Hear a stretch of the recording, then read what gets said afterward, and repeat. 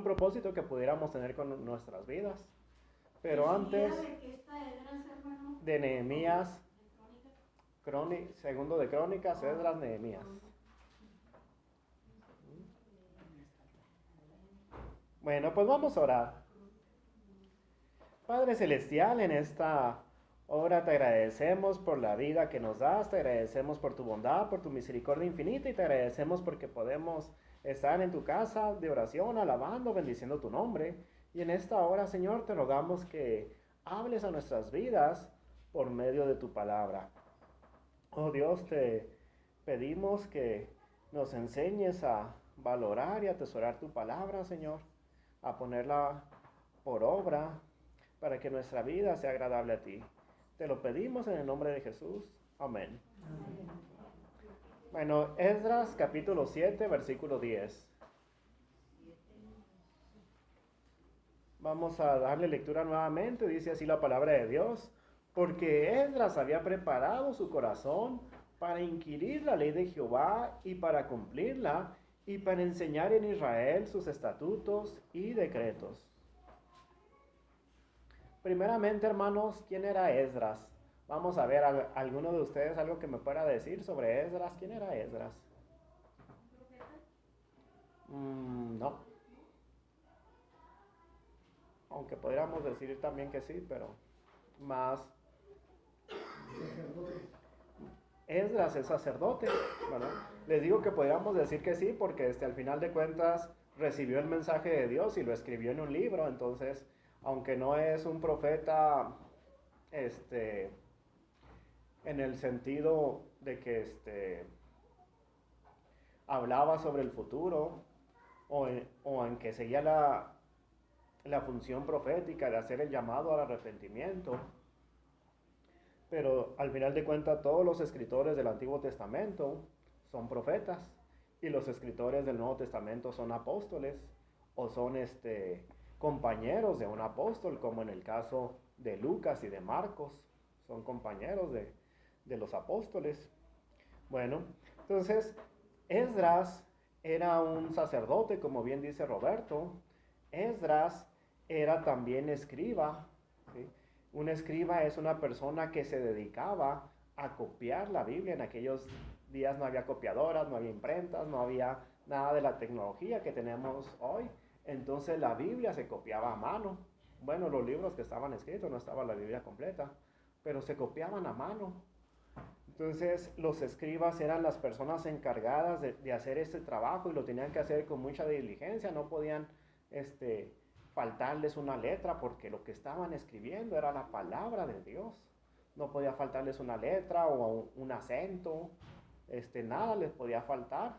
Tenían que hacerlo exactamente como estaba hecho. Así que al copiar la palabra de Dios,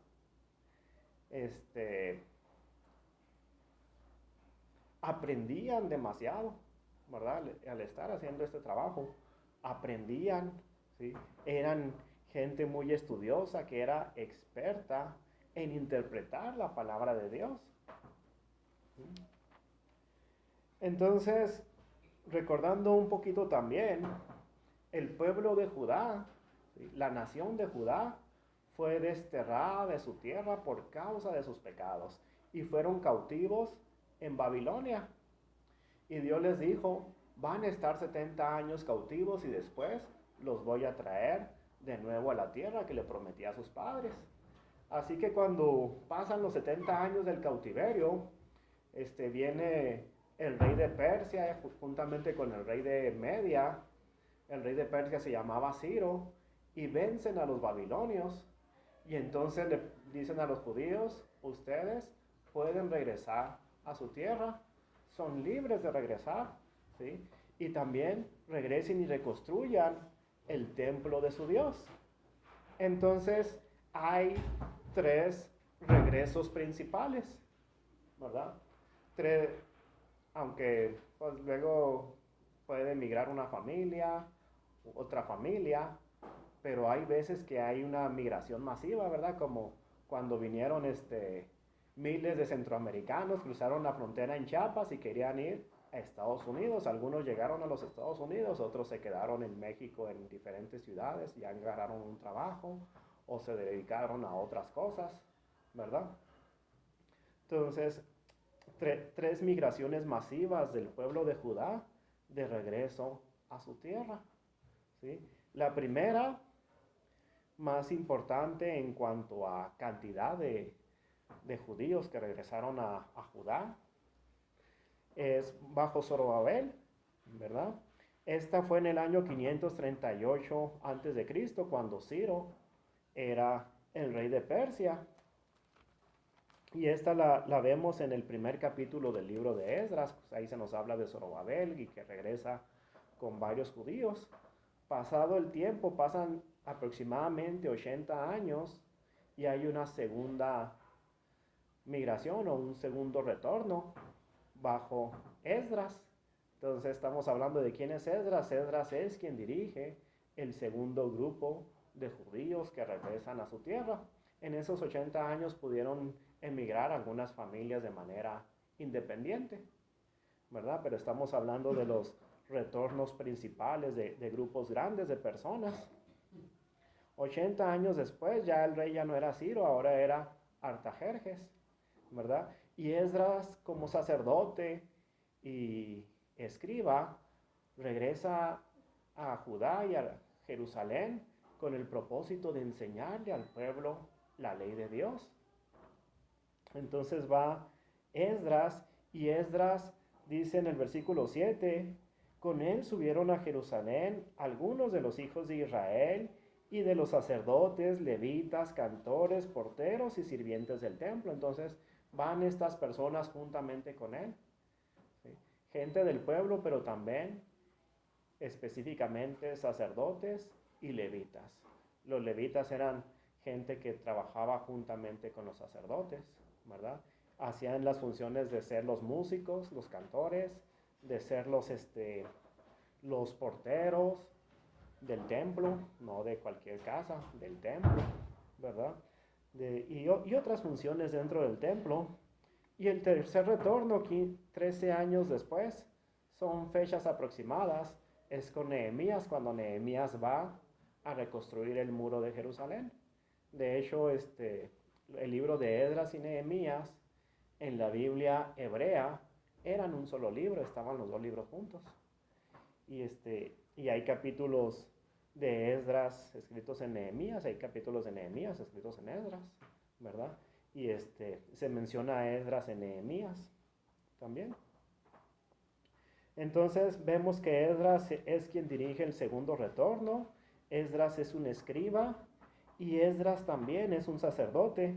En los versículos del 1 al 5 se nos habla de quién era el papá de Esdras y el abuelo y el bisabuelo hasta llegar a Aarón. Y como ustedes saben, de los hijos de Aarón, todos los sacerdotes venían de la descendencia de Aarón, ¿verdad? Entonces, Esdras viene de la familia de Aarón y por lo tanto es un sacerdote entre su pueblo.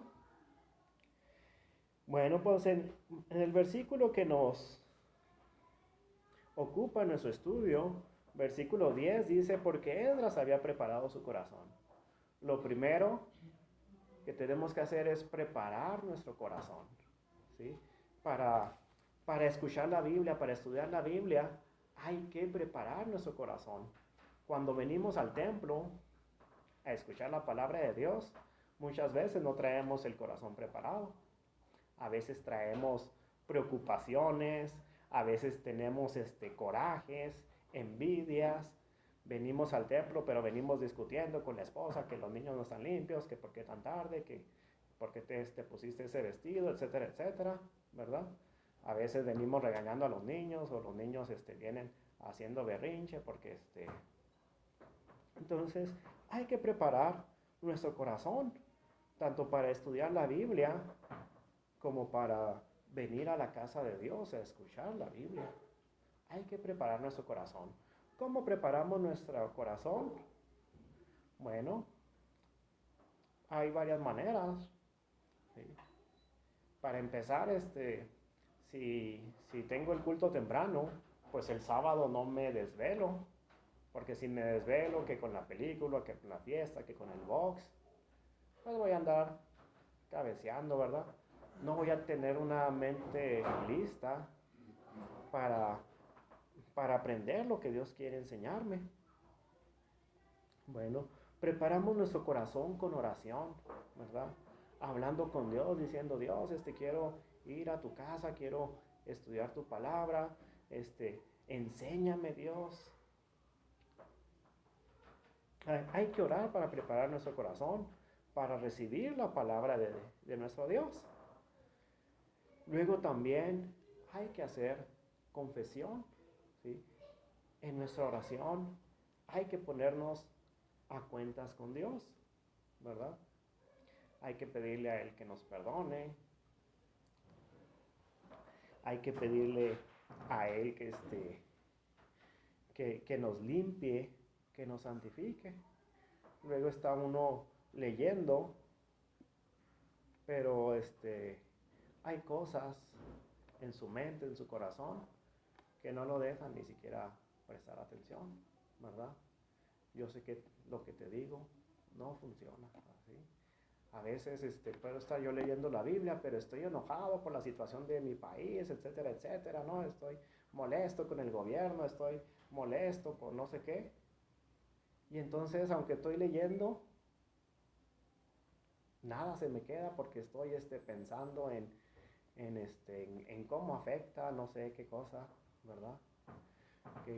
A la economía, o cómo afecta a la salud, o cómo afecta diferentes decisiones que tomó el gobierno, o no sé, ¿verdad? Y mi mente está en otro lado. Entonces, cuando venimos ante la presencia de Dios y confesamos nuestros pecados y le pedimos que nos limpie de ese enojo que traigo con el pariente o con el vecino, que limpie nuestro corazón de aquellas cosas que vi o que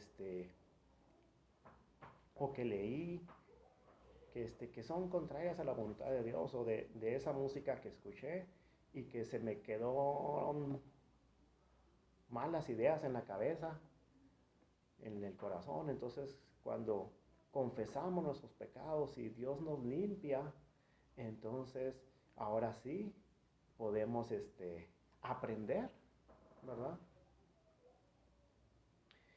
Y la tercera cosa que les puedo decir de cómo preparar nuestro corazón es que tenemos que disponernos a escuchar, disponernos a aprender, ¿verdad? A veces, si vengo a la iglesia y escucho el mensaje, pero no estoy dispuesto a aprender, o quieres tú, a seguir haciendo las cosas a tu manera, ¿sí? En una ocasión, platicando con otra persona, pues le decía que la Biblia no se lee para defender lo que tú crees, ¿verdad? La Biblia se lee para saber que tienes que creer, ¿sí?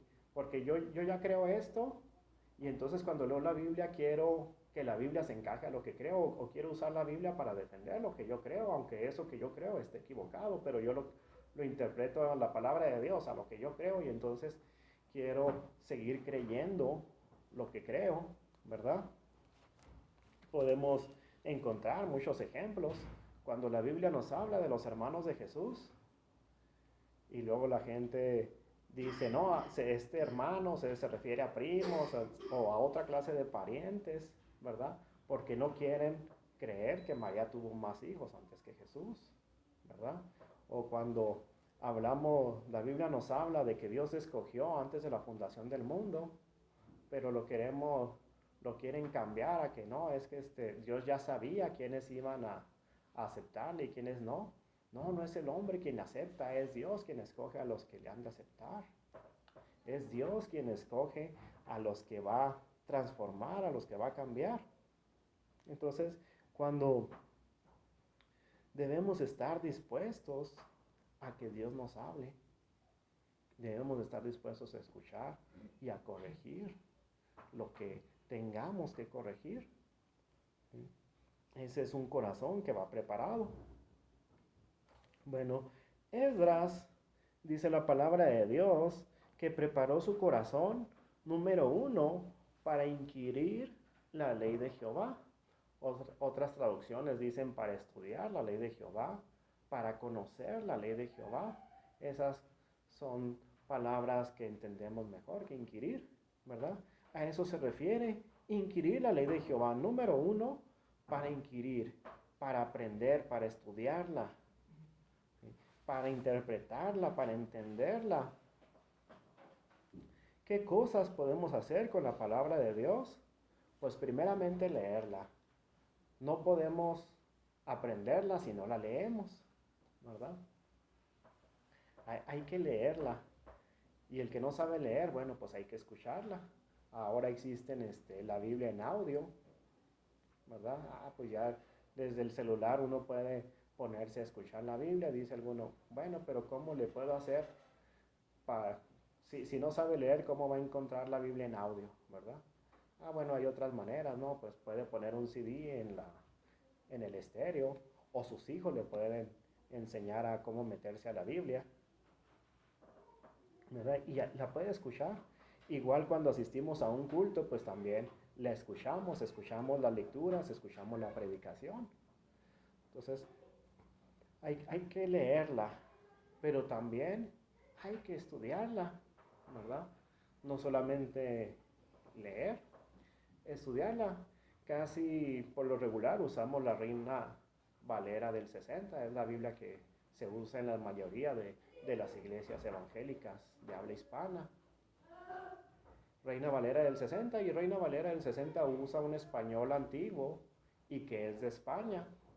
Y aunque los que ya tenemos años en la iglesia, pues la entendemos bien, pero a veces necesitamos un diccionario porque como no, las palabras que usa no las usamos todos los días, a veces necesitamos un diccionario para ver qué significa esta palabra o tal palabra.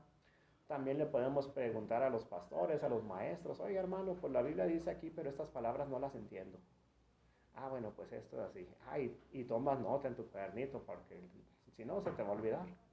Apuntas, pues este versículo quiere decir esto, o esta palabra quiere decir esto otro, ¿verdad? El diccionario de la lengua española, pero también hay diccionarios especiales, diccionario bíblico, diccionario teológico, que nos arrojan mucha luz sobre lo que estamos, sobre las palabras que no entendemos, y algunas que creemos entender, pero cuando vamos al diccionario, podemos darnos cuenta de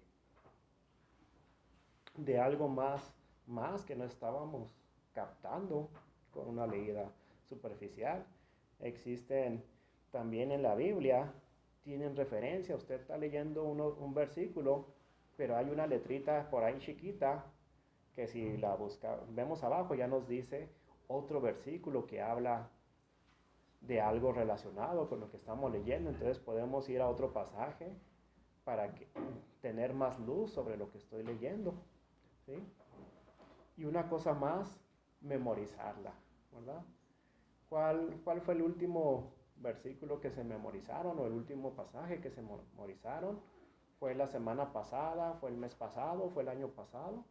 Usted lo sabe, pero retome eso de memorizar versículos. A lo mejor cuando usted comenzó a venir a la iglesia o cuando usted era niño, memorizaba versículos, pero creció, ya pasó muchos años en la iglesia y dejó de memorizar versículos, ¿verdad? A lo mejor, pues es que en la escuela dominical me pedían que me lo aprendiera de memoria, en los rayitos de sol o en los embajadores del rey, me pedían que los aprendiéramos de memoria.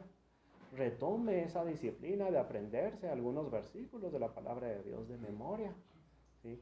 Para que cuando visite algún enfermo, cuando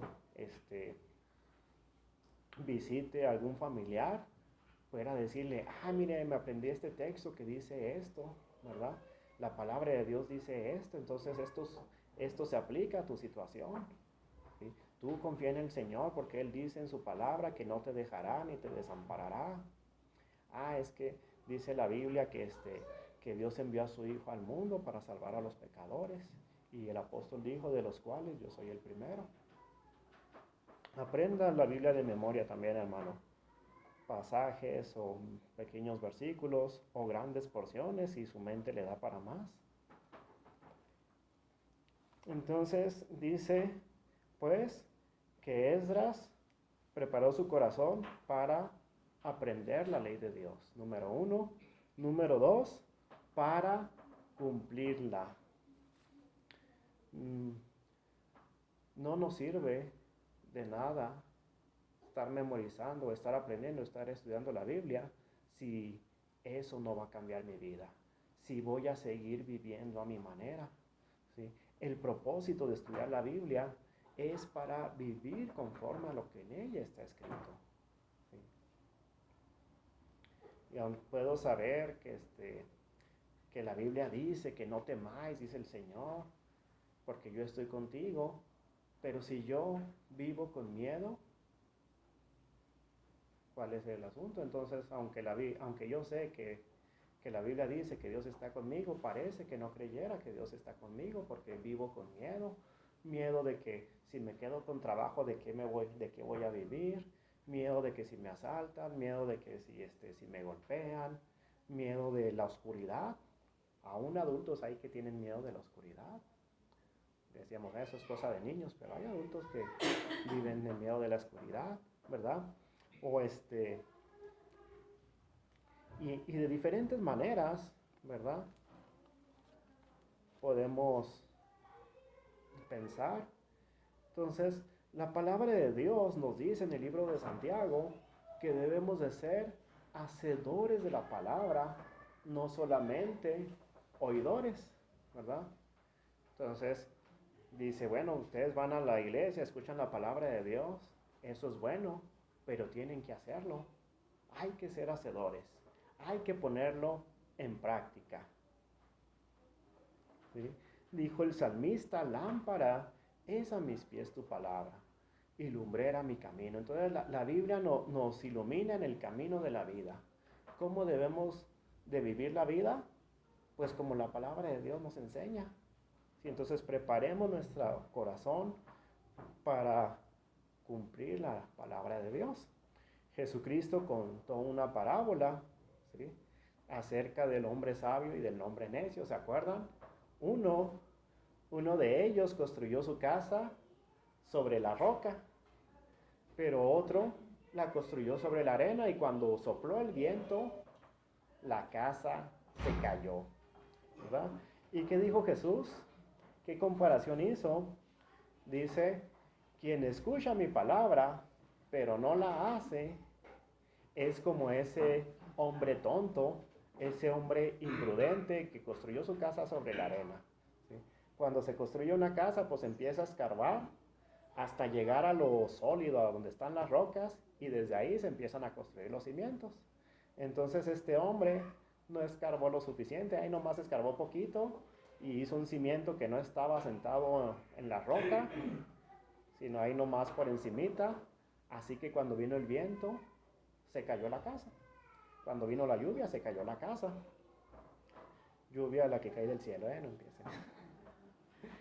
Entonces, dice, el hombre que escucha mi palabra pero no la hace, es como ese hombre tonto que nomás hizo su casa ahí encimita, ¿verdad? De la arena. Pero el hombre que escucha mi palabra y la hace, es como el hombre listo que escarbó y fundó su casa sobre la roca. Y entonces vino la lluvia, vino el viento y le pegó fuerte a la casa, pero no cayó porque su cimiento era sólido. Entonces, decimos, Esdras preparó su corazón para cumplir la palabra de Dios.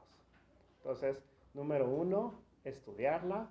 Número 2, cumplirla, obedecerla. Y número 3, dice el versículo 10, y para enseñar en Israel sus estatutos y decretos. Entonces, en ese orden tienen que ser las cosas, ¿sí?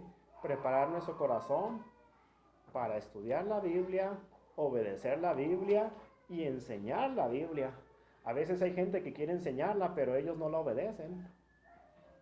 A veces hay gente que quiere enseñarla, pero ni siquiera estudia lo suficiente él. no la ha aprendido él, entonces ¿cómo la quiere enseñar? Pero si tú ya cumples con estudiarla y obedecerla, puedes enseñarla, ¿verdad? Entonces, he pensado en tres maneras o tres situaciones para enseñar la palabra de Dios. Puede haber más, pero en resumidas cuentas, pues hay tres lugares para enseñarla. El primero, el más importante, la familia, ¿verdad? Hay alguien que busque Deuteronomio 6, versículos 6 y 7.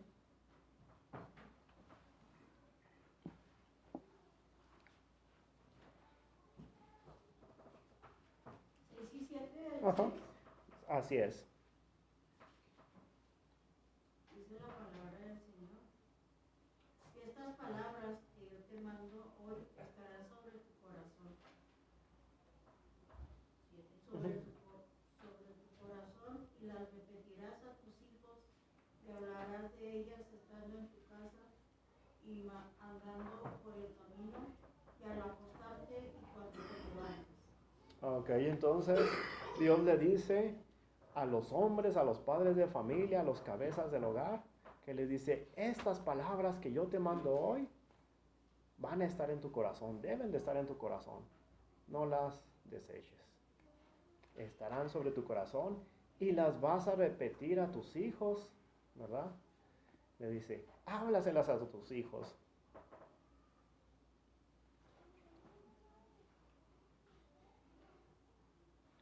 Y las repetirás a tus hijos. Y dicen los que saben del hebreo que la palabra que se usa aquí para repetirlas tiene la connotación de grabar con cincel, ¿verdad?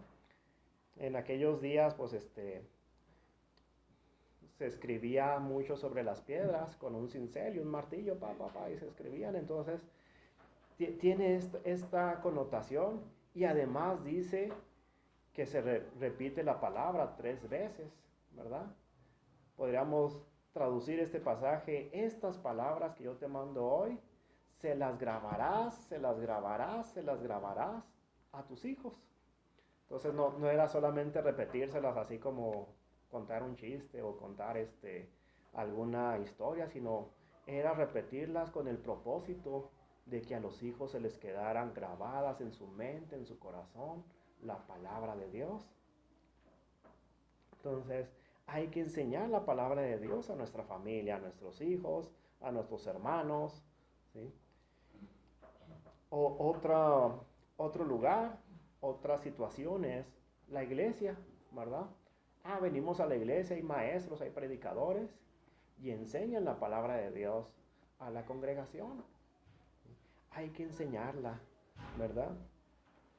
A veces usted le toca ser maestro de escuela dominical y bueno, tiene su grupito de niños o de jóvenes o de adultos para enseñarle la Biblia, pero a lo mejor no le toca ser maestro, pero de todas maneras entre semana cuando ve a su hermano, usted puede enseñarle y su hermano le puede enseñar a usted la palabra de Dios, ¿verdad? Cuando visitamos a un enfermo podemos enseñarle la palabra de Dios, cuando visitamos a un hermano que cumplió años y vamos a festejar su cumpleaños, podemos enseñarle la palabra de Dios. O simplemente nos juntamos a ver el fútbol o nos juntamos a comer unas tostadas con frijoles o un molito, no sé. Y ahí también podemos enseñarnos unos a otros la palabra de Dios. Y número 3, a la gente de afuera, a la persona que todavía no cree en Cristo, hay que enseñarle la palabra de Dios, ¿verdad? Para que pueda escuchar a Dios que le dice, cambia tu vida, acércate a mí, entrégame tu corazón, ¿verdad? Podemos hacer la invitación para que los perdidos vengan a Cristo, ¿sí? Bueno, pues estas, les digo, pueden ser un buen propósito para este nuevo año, ¿verdad? Aprender la palabra de Dios, cumplirla, enseñarla. Dios les bendiga, vamos a orar.